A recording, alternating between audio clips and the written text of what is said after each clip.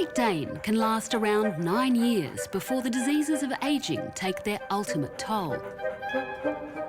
Although it's the same species, a sausage dog can last more than twice as long. The secret to its longevity lies in its DNA. The average lifespan of humans is about 80 years old in the Western world. In every country and continent, there are people who have exceptional longevity.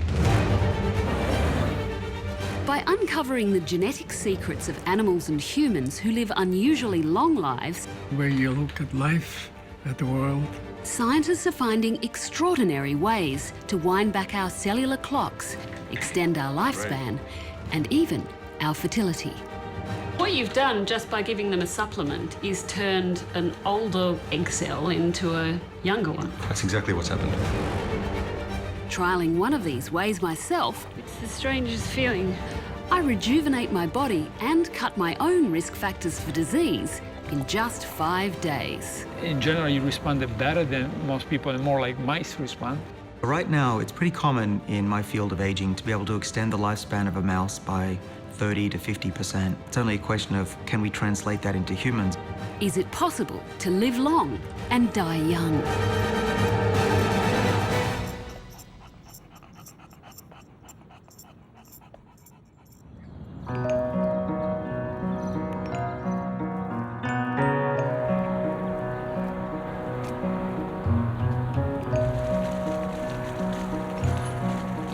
It's a common Jewish blessing. May you live until 120. Here in New York, there's a lot of those blessings going on. It's home to one of the biggest communities of Ashkenazi Jews in the world. Many of them live independently, their own homes. Nurse Debbie Trock has been tracking down the oldest of them to take part in a study on super ages.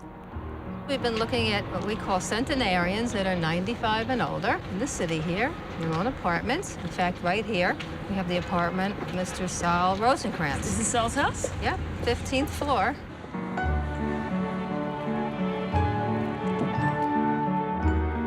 Sol Rosenkrantz hasn't yet made it to 120. I set them up differently every morning. But by the way he's looking at 98, he may very well get there. Come on in, please. Hello, Hi. Sol is very close to his immediate family, who literally live in the next-door apartment. He's physically fit for his age, especially. His mind is intact. His faithful recall of his early years, immaculate, extraordinary. I knew only one grandfather from both sets. What do you think it is that keeps you young?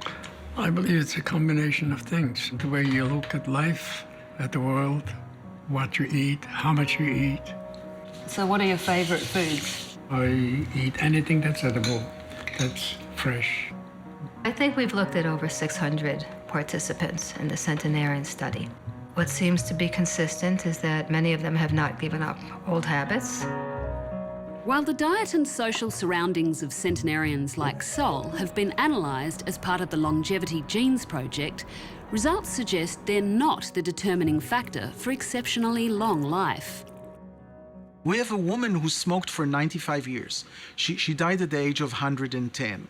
Exercising is less than half of the people. Vegetarian is very rare. So those guys as a group didn't do something special. In fact, they lived long in spite of doing some wrong things.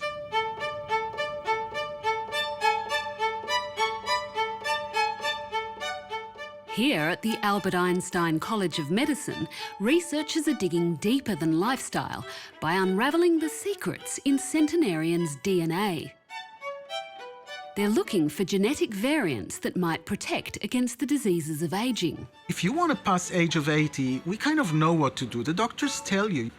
But those special people who get over the age of 100, they have something more.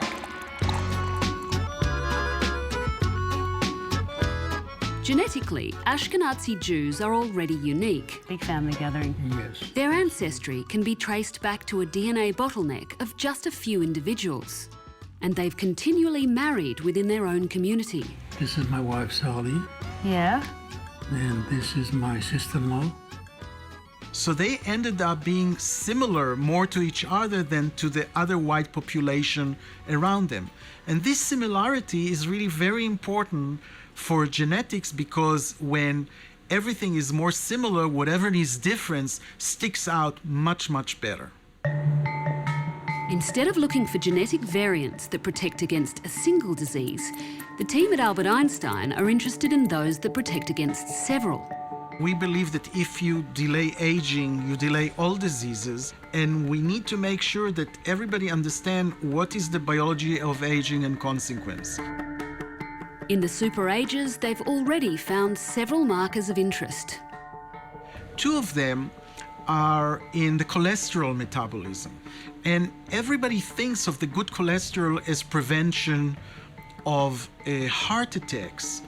But actually we have as strong, if not stronger, data to indicate that the people with this genotype are protected against Alzheimer's and cognitive decline. So if it protects against cardiovascular disease and it protects against Alzheimer, we think it's probably in the mainstream of aging. Maybe it regulates the rate that we age. Another interesting finding is a significant number of the super ages are short.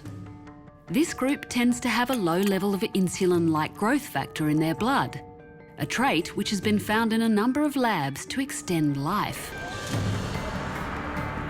The growth hormone is a really fascinating story in the sense that dwarfs or dwarf models live longer. For example, small dogs live longer than the large dogs, and when we do genetic manipulation, or it happens that mice are born a dwarf, they all live longer. And the question for us is, does it apply to humans too? So the point is not only the discovery, but the fact that you can translate genetic discoveries into drug therapy. The laboratory here at the Albert Einstein College of Medicine is just one of a number worldwide, pinning down the molecular pathways to longevity. For the rest of us who aren't super agers, they may open up the doorways to a long and healthy life.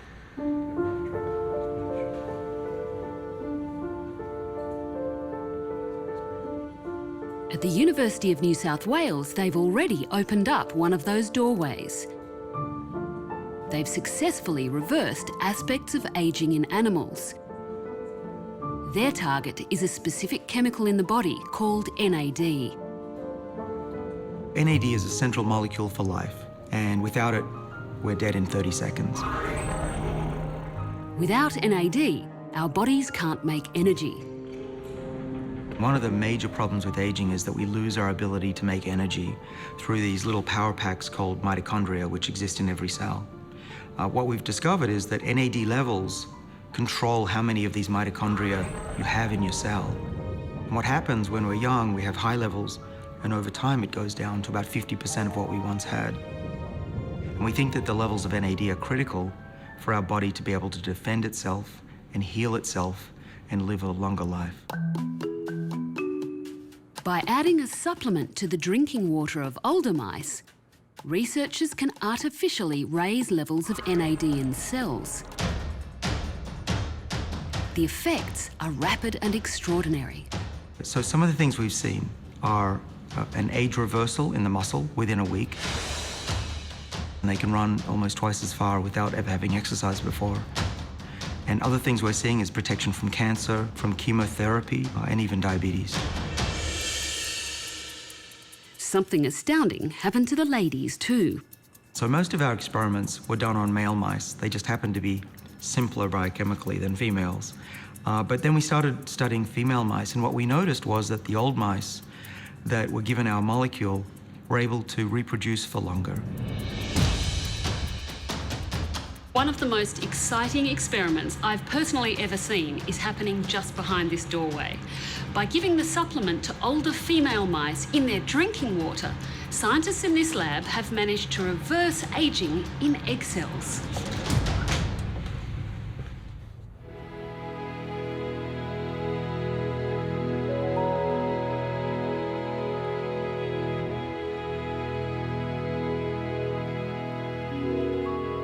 Whoa. what we're looking at here is an egg cell from a young mouse. It's the equivalent of a 20-year-old. And what you see here in the blue is DNA, which is wrapped up in these chromosomes. And these chromosomes have to divide evenly between two cells. Now, what happens during old age? The strings which attach normally to the chromosomes, which are in blue, are completely dysfunctional and disorganized. So it looks essentially like a broken egg. The DNA has gone everywhere. And as a result, the offspring will either not have the correct number of chromosomes or won't even develop or become fertilized in the first place. And what we found is that by taking an old mouse and then feeding it with a supplement, we're able to completely normalize that.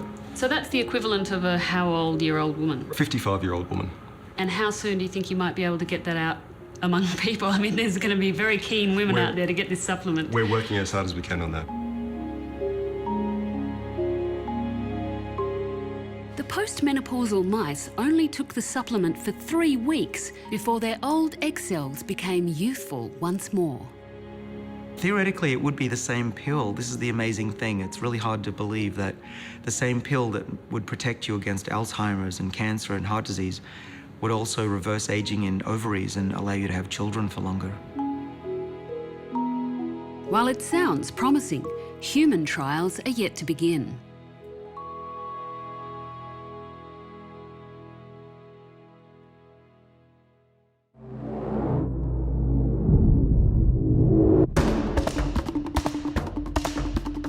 One of the problems with developing drugs that target aging is that until now they haven't been considered a legitimate way to fight disease. The tradition is to research and treat each one separately. We have Institute for Diabetes and Kidney, and for the heart, lungs and blood, and for the cancer. And there are silos.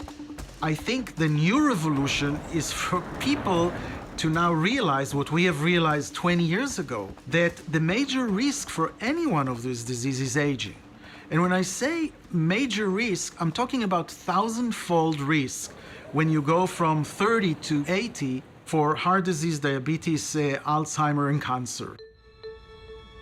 Dr. Barzilai and his colleagues have broken new ground by getting FDA approval for the world's first clinical drug trial targeting aging. But they're using a drug already on the market. It's called metformin. The interesting thing about metformin that it's been around for 60 years. It's safe, it's also happens to be cheap. There's no drug company that is helping us. Metformin is a common generic drug used to treat diabetes. But it's also been shown to make worms and mice live longer in the lab. Multiple studies suggest it could do the same in people. Why do we think the drug is going to work? There are lots of evidence. When you give it to people with diabetes in a very controlled way, it prevents cardiovascular disease significantly in several studies. People who have diabetes and are treated with metformin have significantly less cancers. Although most evidence comes from people with diabetes, one very large retrospective study reported diabetics on metformin lived longer on average than their healthy matched counterparts, even though the reverse was expected. So we have evidence already that metformin not only prevents all those diseases, but delays the mortality.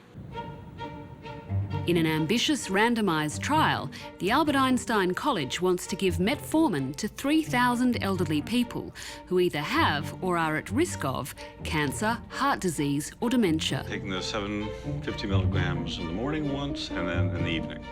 If it's successful in delaying diseases they don't yet have, the TAME trial, short for targeting ageing with metformin, will set a big precedent. As the college seeks funding for their trial, I'm keen to know if there's any other way. Personally, I've never been too enthusiastic about the idea of popping a pill for the rest of my life, especially when I feel healthy. So today, I'm leaving New York to meet another scientist who's developed a simple drug-free intervention that reaps amazing results.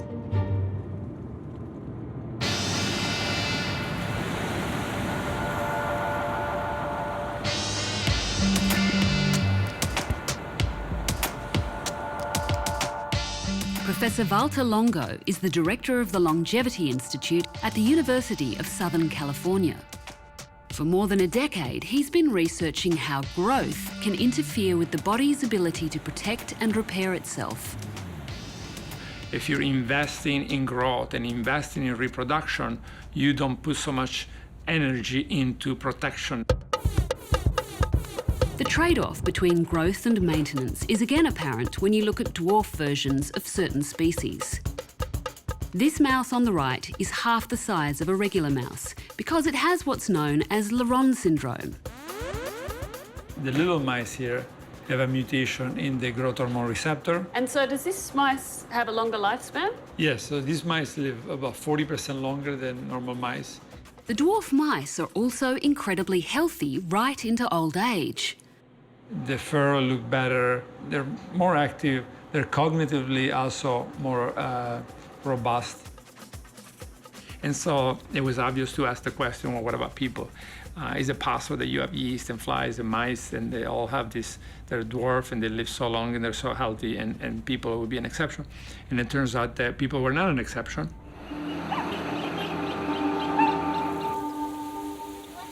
In a remote region of the mountains of Ecuador live a group of villagers with the same genetic mutation as the Laron mice.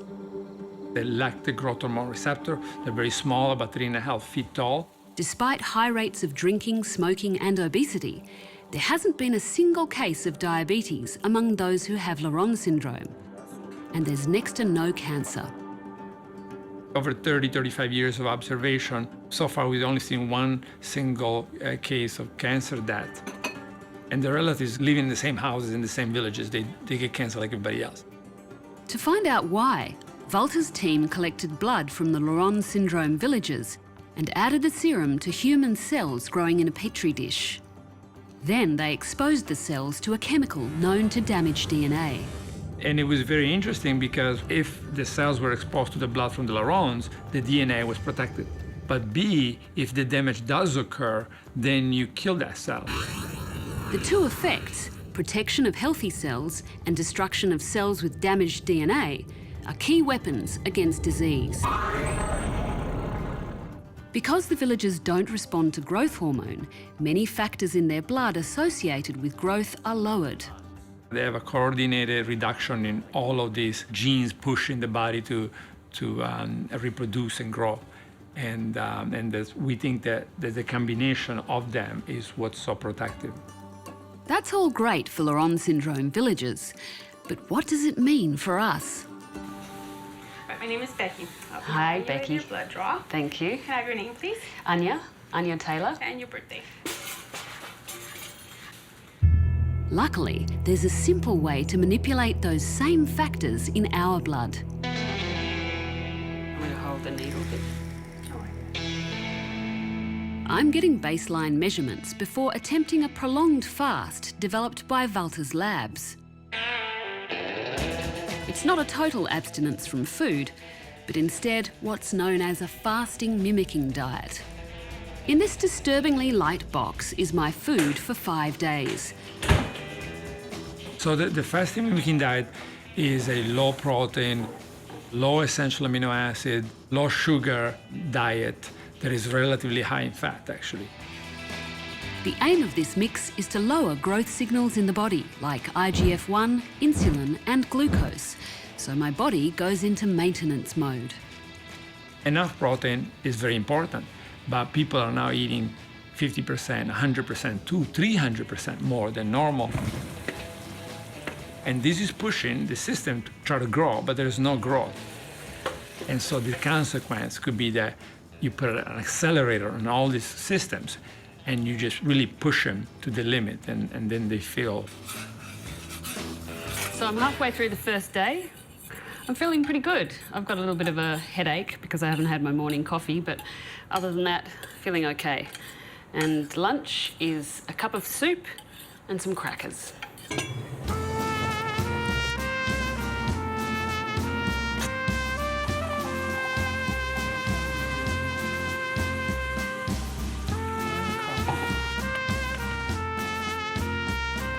I'm really hoping hibiscus tea grows on me.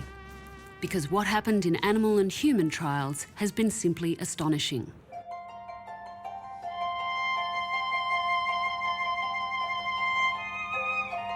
Mice in Walter's lab began their first fast at middle age and continued twice a month till the end of their life. They extended their lives on average by 11%, but they also increased their health span dramatically. We saw a reduction in inflammation, dermatitis. We saw a major reduction in tumors, about 50% lower, but also a postponement, and also the switching of the tumors from the more malignant type to more benign type. So it's really a triple effect. Then we also looked at cognitive function, and they were improved in every measure that we looked at, and they made less mistakes. So they were a lot sharper. They could learn and remember better. We also saw visceral fat loss. Another thing that was remarkable, there was no loss of muscle mass. Another extraordinary effect, mice that periodically fasted had higher bone density by the end of their lives than those that didn't. That's something I try to focus on as the next meal is served. I'm here at my friend Federico and Bemo's house, and it's lunch, day 2 of my fast, and they are having pizza, and I am having 4 olives. There you go. Thank you. It takes about 2 days for the body to begin to fully turn into this alternative mode. Your entire body starts switching from utilizing glucose and other nutrients to breaking down fats. The good news for the people that want to lose weight, it turns out that instead of taking the subcutaneous fat, it goes mostly after the visceral fat, so abdominal fat. It's good news that my brain is currently chewing up fat from my gut, but it's never functioned this way before.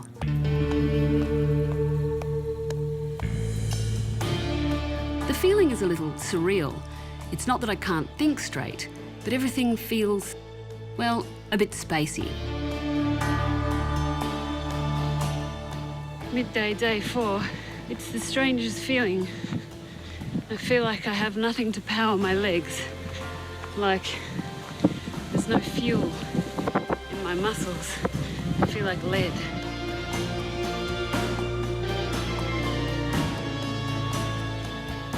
A 3-hour hike is not on the recommended list of activities. I should be taking it easy, but then all I do is think of food. Despite endless temptations, I do make it to the end of the fasting diet, and after my final blood tests, I head back to Walter to get my results. How are you? Good. I did it. Yeah, good. And how was it? It was pretty easy, actually. I was surprised at how easy it was. I mean, I felt hungry and I had a bit of a mild headache all the way through. Okay, but this was the first time you did it, right? Yeah. Yeah, so the first time is usually much harder for almost everybody. So it gets easier the second time, and it gets much easier the third time you do it. It didn't feel like a fast, so Yeah, I'm keen to see if I have actually any results. Yeah, there are results. So let me show you some of them pretty dramatic, actually. In general, you responded better than most people, and more like mice respond. Along with a nearly 20% drop in my blood glucose, my insulin plummeted to nearly 0, lowering my risk factors for diabetes and cardiovascular disease.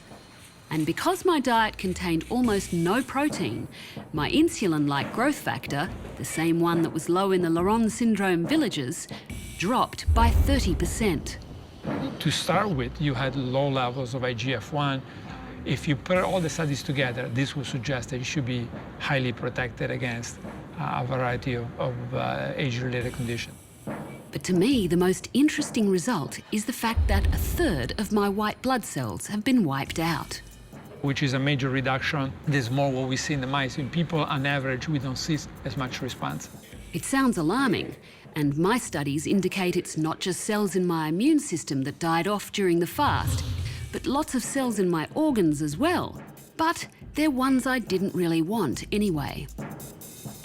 We suspect there are 2 major things that happen. One is the killing of a lot of bad cells, but also a lot of not so bad cells, but they have been old.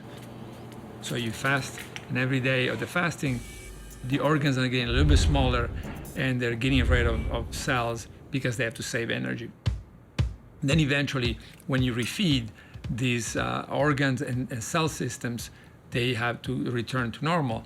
And that's really a remarkable way to replace and rejuvenate almost every component of the body. The fast primed my stem cells for action.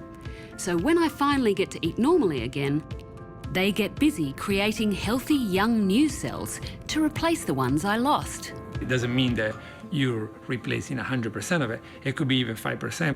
You can see how if you did it 3 or 4 times a year, this could have a very beneficial effect. And this is true for the liver, it's true for the blood system, and many other systems in the body. Fasting around once every 3 months has been shown in people to lower risk factors for disease over the long term.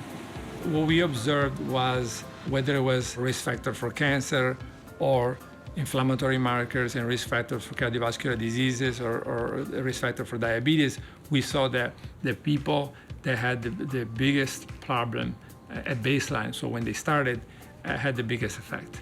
And so suggesting that it's more regeneration and rejuvenation of multiple systems, leading to the cells working more like when you were younger. The rejuvenation of cells is really the crux of what anti-aging is all about. All this research gives me enormous optimism. Not because I want to live forever, but the notion that I may be one of the lucky ones who avoid disease and die one day quietly in my sleep is now a lot more than just a faint hope. When you ask non-elderly people what disturbs them in aging, is really the big suffering and all those diseases and spending time in hospitals and other things. So everybody will understand that aging can be healthy aging. It's not science fiction, it's science now.